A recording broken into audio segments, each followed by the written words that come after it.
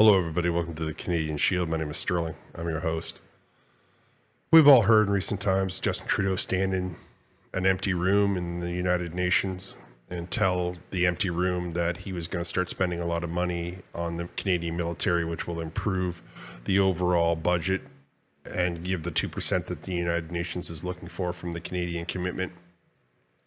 We saw Justin Trudeau and Bill Blair stand in the Arctic Circle and talk about how they have this wonderful plan for the military. They're spending billions of dollars. They said the numbers over and over again. They made all kinds of promises. They made all kinds of insinuations. It was going to be the greatest army on the face of the earth. It was going to be standing strong. There was going to be boats. There was going to be planes. There was going to be helicopters. There was going to be all of the munitions ever required to create this wonderful picturesque army. And it turns out that it was all just in Justin Trudeau and Bill Blair's mind, that it was just a figment of their imagination and that they were hoping that you would play along with them.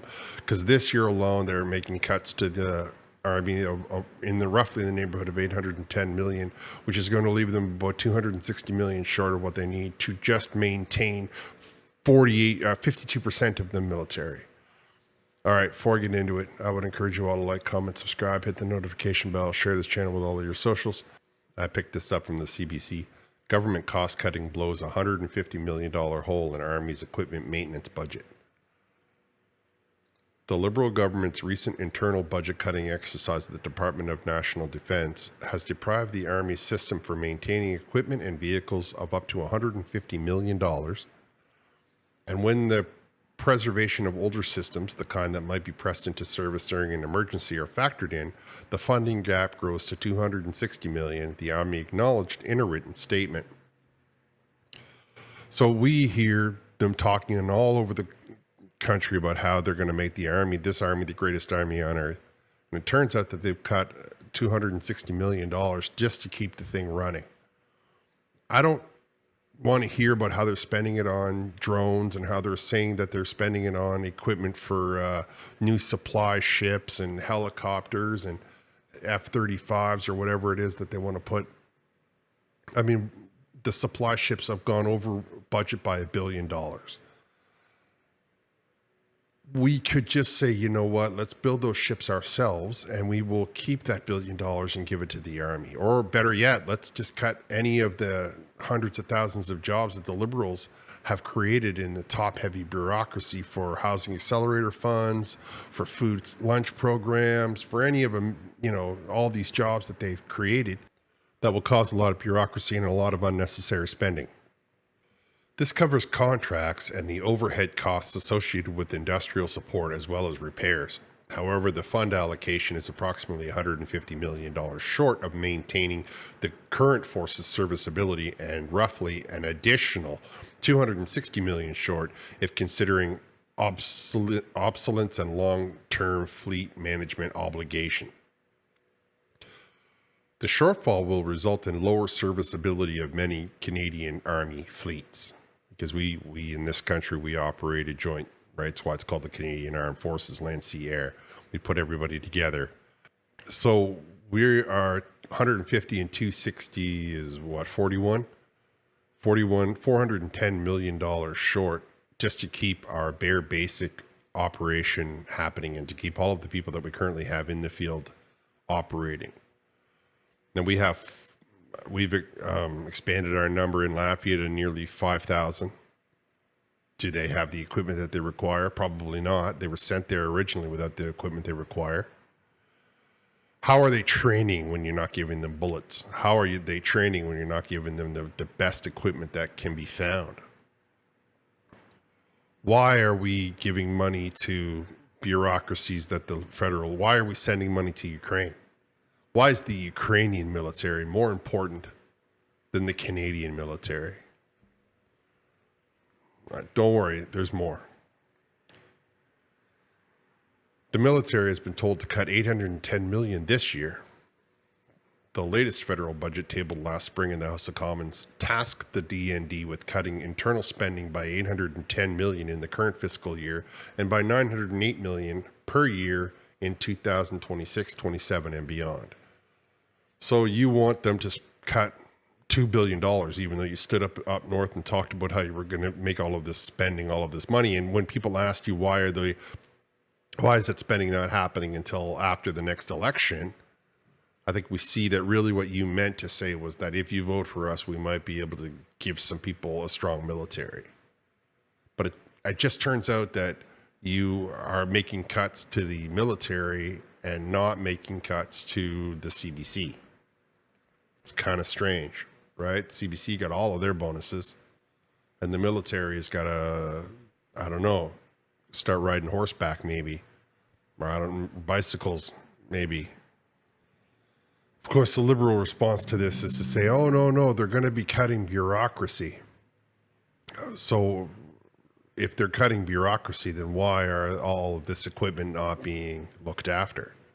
You want me to believe that they have so many, that our military, which is so short on staff, has got $500 million worth of people sitting in offices somewhere pushing paper that could be doing something else. That's what you want me to believe, even though all of the reports are that people are retiring from the military. They can't get their pension.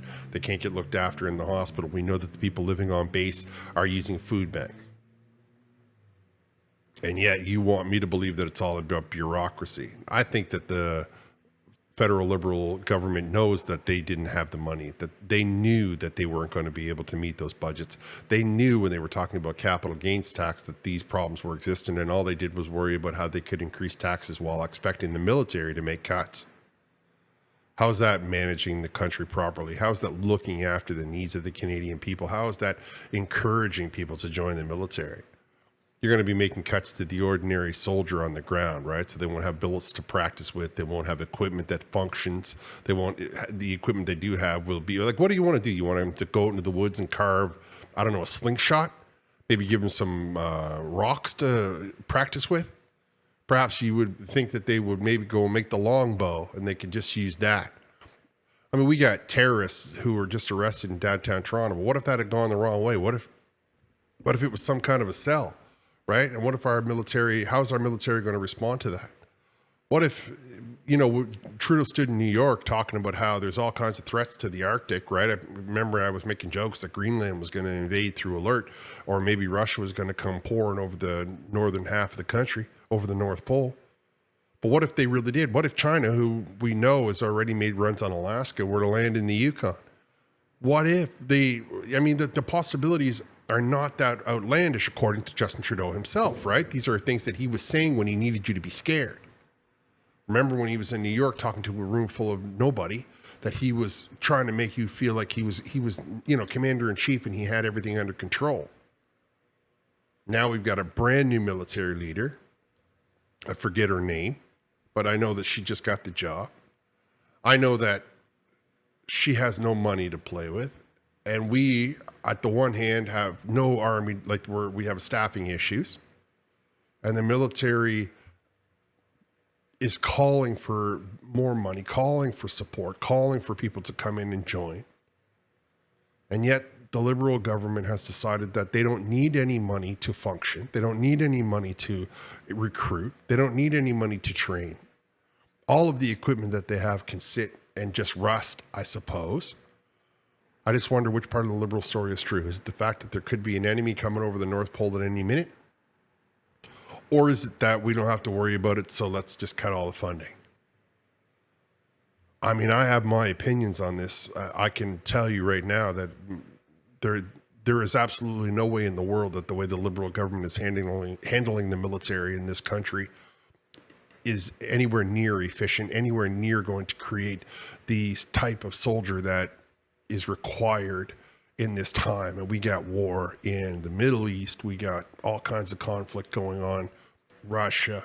We got, the list of potential trigger spots on this earth right now is large.